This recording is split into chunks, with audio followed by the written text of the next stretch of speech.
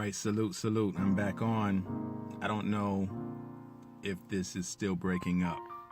Hopefully it's not. I'm just going to go ahead and keep speaking on this, and hopefully it'll clear up later on if there's some problems with it.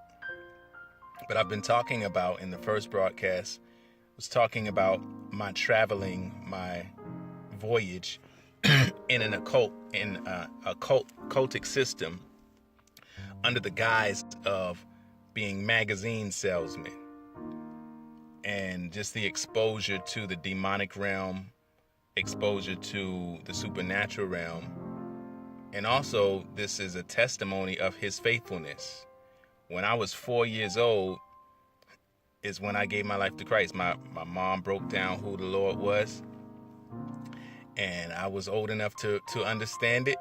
And I said, yeah, I want to accept him as my Lord and Savior. Immediately after that, I began to start trying to witness to my friends, and that they would give their life to Christ as well. So I grew up singing the praises of the Lord. I used to make songs and music. So I came up, as a psalmist. I came up as a singer, and our primary flow in our household was worship, was gospel. You couldn't just have, hip hop or nothing, R&B just playing all out. It was a holy house, so to speak. So that was my culture. So now you got a church boy out in the midst of the world.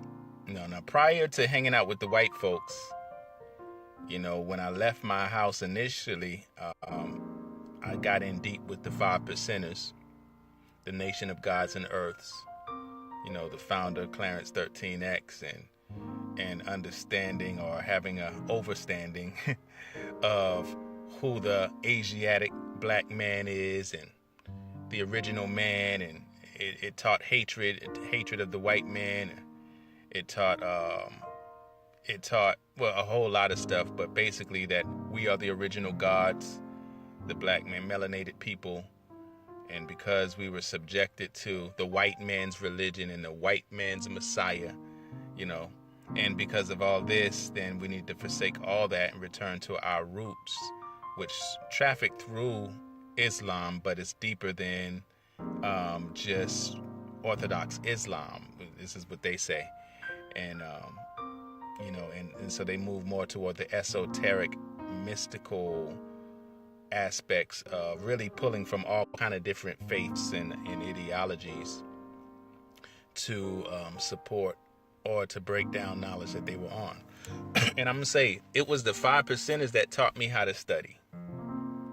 It was those ciphers. I'm jumping around in my timeline. It's not linear right now, because now I'm going back to prior to the magazines.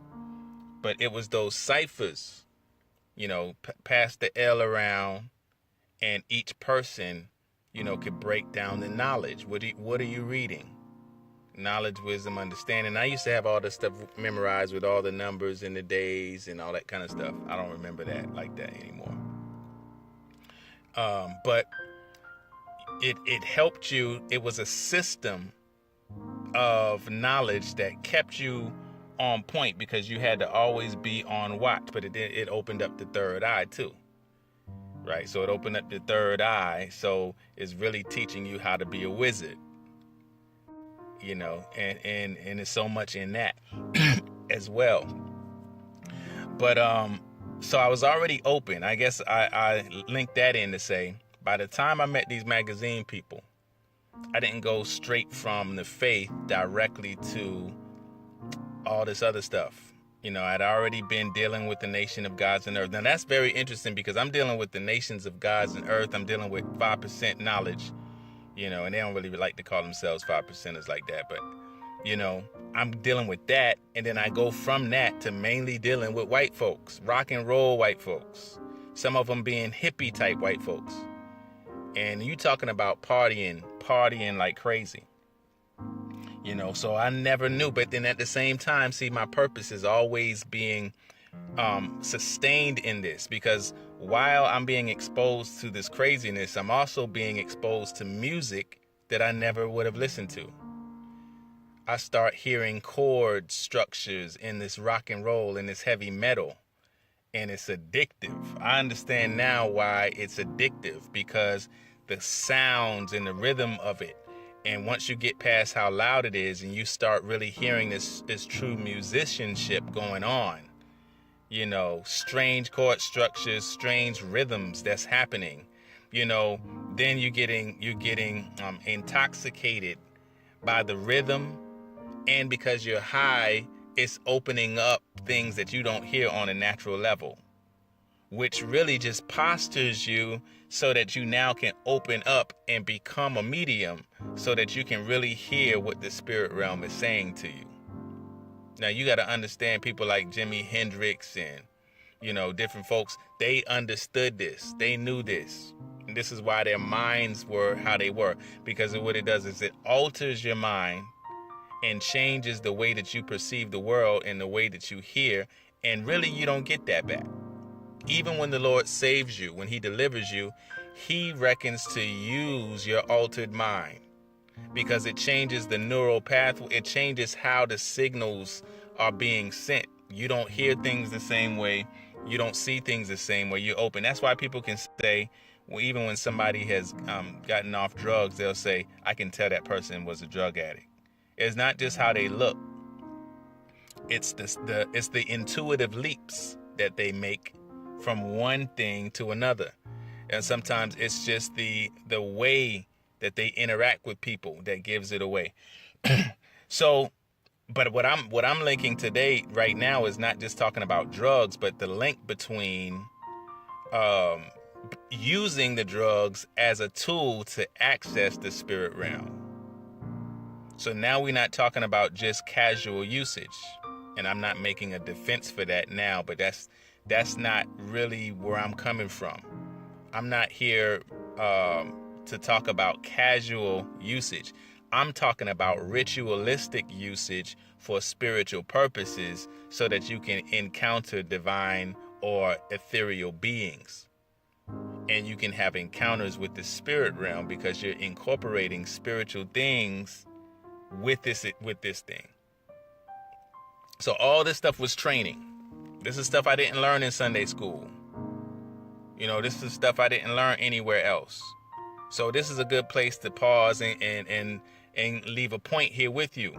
And one of those things is this: the world, Babylon, is educating the young people in spirituality. They're being educated in demonic knowledge, in occult knowledge. They're being educated in the school systems. They're being educated on TV. They're being educated in the music. So these things are being, even Pokemon, a lot of the Disney, a lot of the things that they're exposed to at a young age, they're being exposed to it before they're old enough to reject it. And for a lot of believers, we don't get exposed to the supernatural until we're old enough to be analytical enough to think it out to death. But the people, Babylon trains up the young people at a young age to be open to spiritual encounters and spiritual happenings. So that means they already have an advantage on church kids. You know, they already have an advantage on them. They already understand what jewels mean, and the colors and the magical powers that are connected to the colors, and secret codes, and they understand that realm. And we, you know, still telling Bible stories, the most famous Bible stories. But we really need to raise up prophets, prophetic young people, and expose them to the deep things. But this is why we don't do that. Sometimes we'll say that they're too young, let them enjoy their childhood. But the majority of the people in the Bible who did great things were teenagers, or just coming into their adulthood, just now coming into it. So that's a Western thing. That's why in schools, that's why you have in the East, that's why you have China, you know, you have these people excelling even in education. because we want to let the children have a vacation as children because they're just children. And they put the pressure on them like they're adults because they realize you're going to be a child just for a little while, but you're going to be an adult forever. So we need to incorporate these heavy principles, ingrain it in your psyche while you are young enough to learn at an accelerated rate, so that it will be embedded in not only your conscious mind and your subconscious mind, and it'll be a part of how you live. So anyway, back to my story. So I'm encountering all these things going on, but I'm still having a blast. I'm having fun until I'm starting to find myself knocked out in public and having to be rushed in the hospital. But one of the things that made me change my mind, because I had got hooked on the methamphetamines real heavy. And one of the things that they tell you, two things, when you're on acid, it's because I started doing the acid heavy too, don't look at yourself in the mirror. Because, the acid, it plays with your visual space, and things begin to move all around you. You could be looking at a wall and the wall could come out and come wrap around your body and absorb you and suck you into the wall in your mind. You tripping. You know what I'm saying? Or you could be looking at a plant and the leaves from the plant could begin to start growing out and become a python. And that python could be big enough to swallow you whole. And you're sitting out there trying to run out of the body of a python. That's how deep it gets with that. Hopefully you can see that's demonic. So now it's natural, but it opens you up into your imagination, which is the place where the spirit realm can touch. I'm not going to deny that these are physical or natural chemical things happening to the biological being, right? But it opens you up to a spiritual space because now it's dealing with your imagination. So that's where it gets into spirit and soul. All right. So anyway, they say don't ever look in the mirror when you're on these drugs, because you could actually look and see your face, and your face could literally deteriorate, and you watching that, and you may not be able to come back. So what we call them, there are good trips and then there are bad trips. You can have a bad trip, and while you're having a bad trip, you cannot come back from that bad trip, go into a panic attack, or something crazy can happen. So don't ever do that. So I never looked at my face, looked to see what I would look like while I was on acid. However, one of the times while I was real high on methamphetamines, I just happened to look in my face, and I saw how different my face had been. My eyes were sunken in like crazy, like you wouldn't have even been able to recognize me. My lips were charred and it's like red and chapped and thin. My nose, it just was like runny all the time, and my eyes were so sunk in. I got big eyes anyway, but my eyes are sunk into my skull, and that thing scared the mess out of me so much that I said, I'm not messing with meth no more. Now I was still like, give me the weed and give me the pure coke, but don't give me the meth. So all I needed to do is be scared out of my mind to get delivered from meth. But the other things, it was a little bit different. So all these things are going on, and I'm saying these things I'm just to help you understand that because it's not just for me. When apostolic prophetic people are addressing things from the spirit realm, don't think they're just coming with rules and regulations that say you can't do this, or being religious and say you shouldn't do this, you shouldn't do that. They're speaking from a different realm, and if they've walked in that realm, they understand when you're dealing with demonic powers, you're not just dealing with the natural thing, but when you're encountering the spirit realm, it's different, right? So these are the things that I'm learning. These are the things that I learned.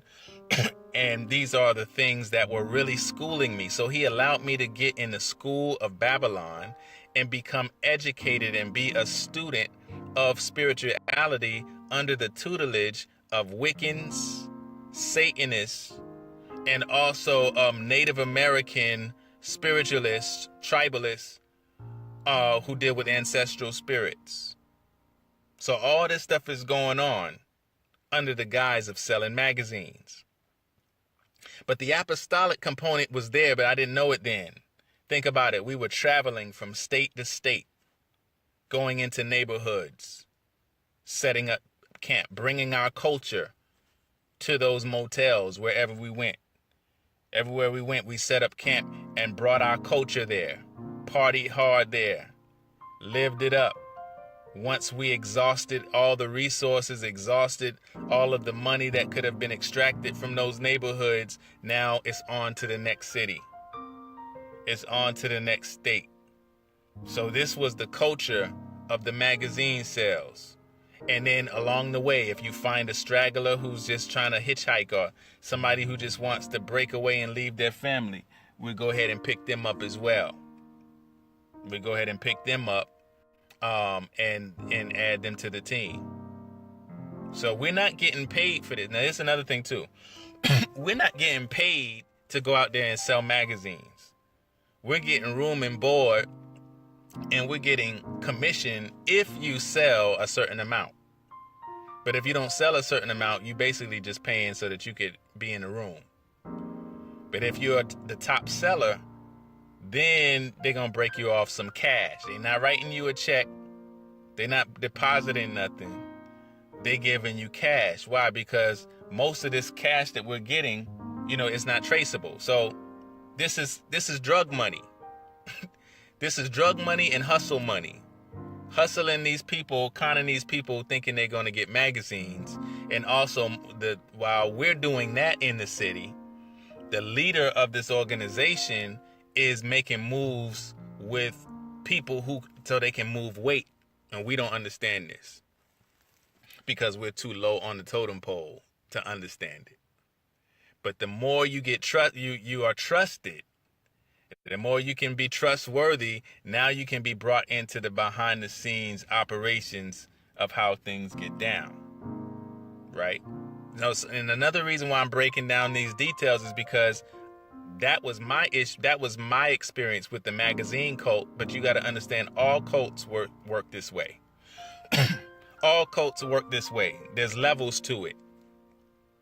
But the reason why the cults work this way, now this is the part that's going to hit you in the head, because cults have been designed to mimic the eternal fraternity, the eternal priesthood, the royal priesthood, Melchizedek's order.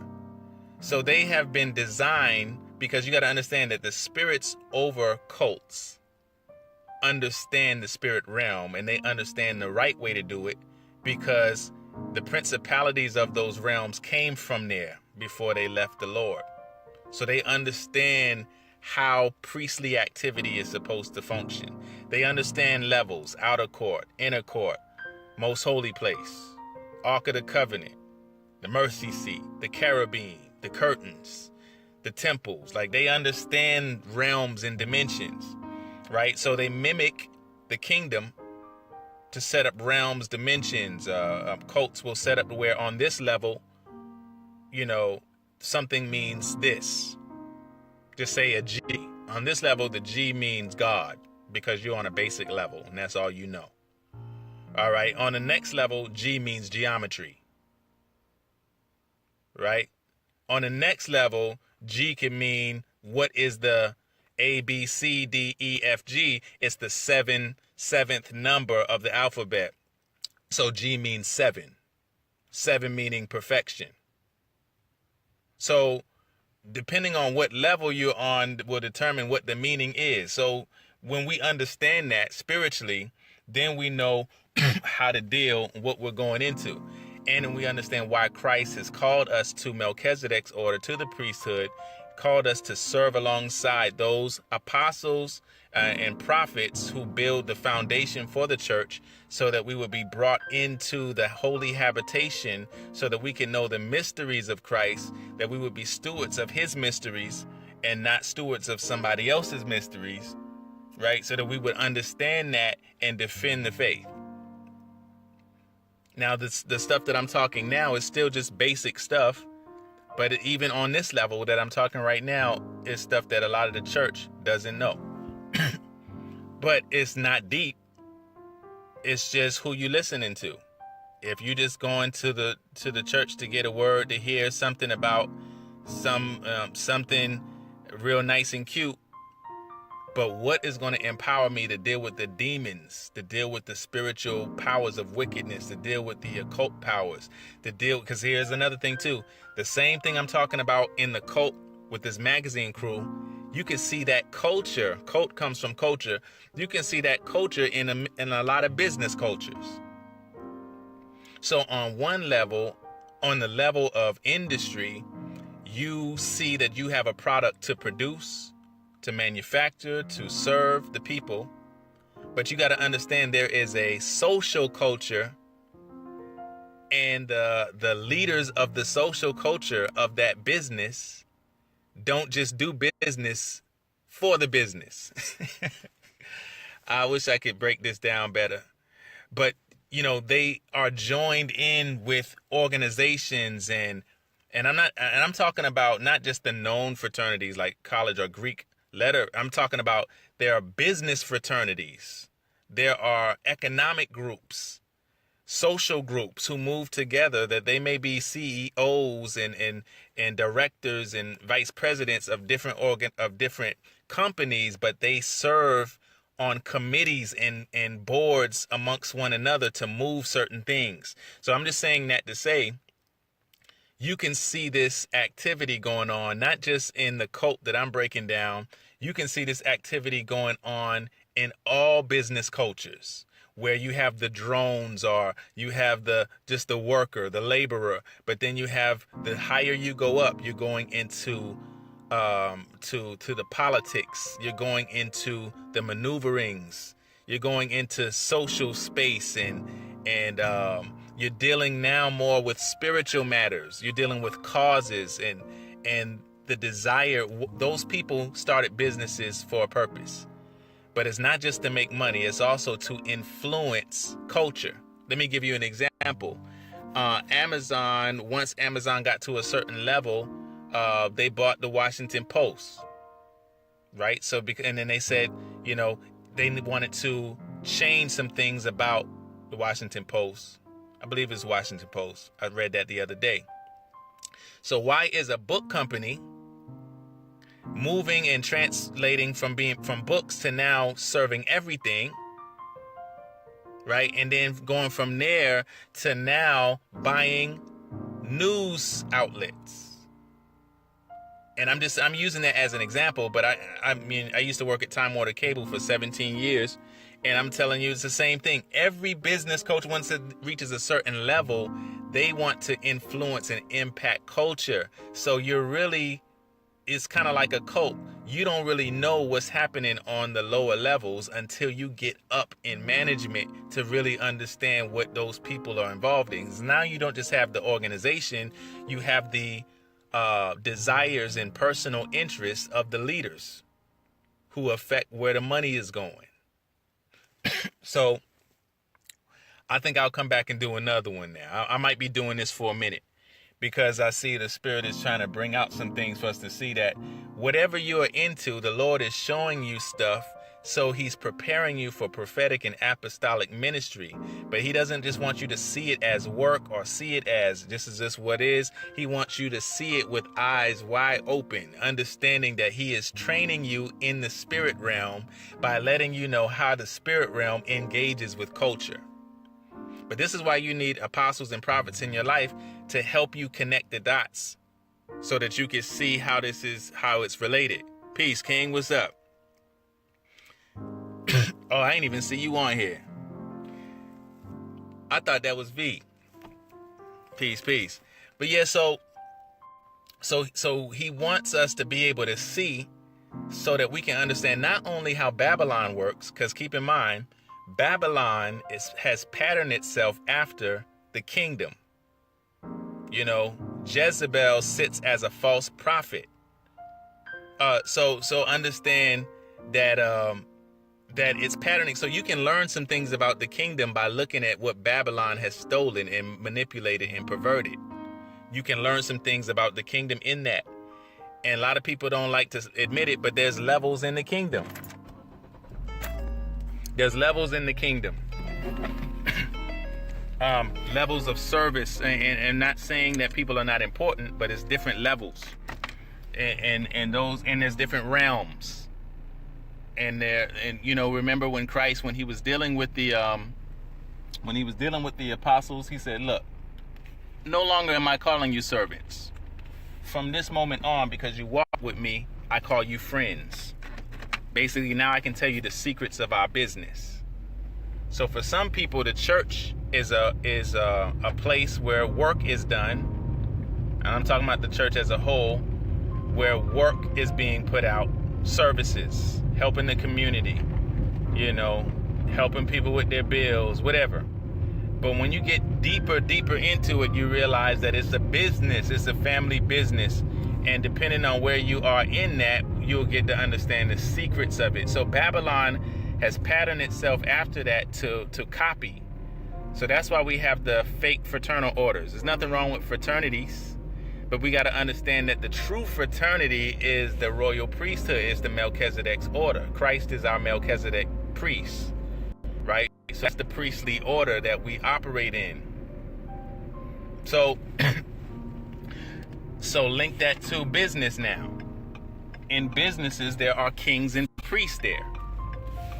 Your CEOs are not just kings, because many of them have a god, whether they practice New Age or whatever.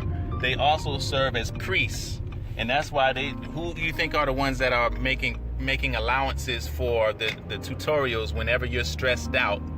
Then go ahead and learn some yoga, or they'll do some mantras. They have to approve what kind of things they tell you should do for relaxation and for your health. And so if I'm a believer and I have the ability to determine what goes on in my company, I'm not letting yoga come into the tutorials. I'm not letting that happen. So we got to understand that the higher up they go, you're not just dealing with kings because they're businessmen. You're dealing with priests because their preferences of worship that they have you can now be indoctrinated. You can now be brought into it in your work, as you work. And now it's packaged as, good business practices, healthy tips. So this is why this is another thing the world is much greater. They're better than the church in. They're better at packaging their information so that it does not look like it's preachy, but it just looks like it's healthy. It just looks like it's, it's smart. It's a smart thing to do. It's wisdom. But because we feel like we got to say Jesus, Jesus, Jesus every moment because the world is about to come to an end and the flood is coming. And because we're so enamored with the end times and we feel like the world is about to end any moment because of hurricanes and tornadoes and earthquakes and tsunamis, that the information that we give or the way that we approach life is frantically. So we don't take the time to say, how can we wisely package this knowledge so that it will be accepted by all? It will be a norm. We don't take the time to do that. We say, hey, the world has time to do that, but we got to save them. We don't have time to be playing games. And I understand that, but you're missing out on glory. Anyway, this is going too long. I'll come back later on and build on this. But, this is just the justification for the wisdom. When I published this book, Royal Priesthood Education Manual, and watching from my posts, and I have a book coming out, Wisdom Collections, and also the Governmental Sound that'll be out in December. The reason why I'm posting these is not just because I'm a preacher who popped up out of nowhere who just want to write some books, but you got to understand that there's spiritual power and wisdom that each of us have, and when we operate out of our metron, then we can bless people with wisdom, help them understand how to navigate life. And so that's what I want to help you do. But I understand that it's important that people know your credentials. They need to know your story. They need to know your reputation in the spirit. They need to know you just didn't come out of the sky, you know. So this is my story. So I'm just weaving my story with practical insight coming out of that. But I'm out. I'll be back. Grace and peace.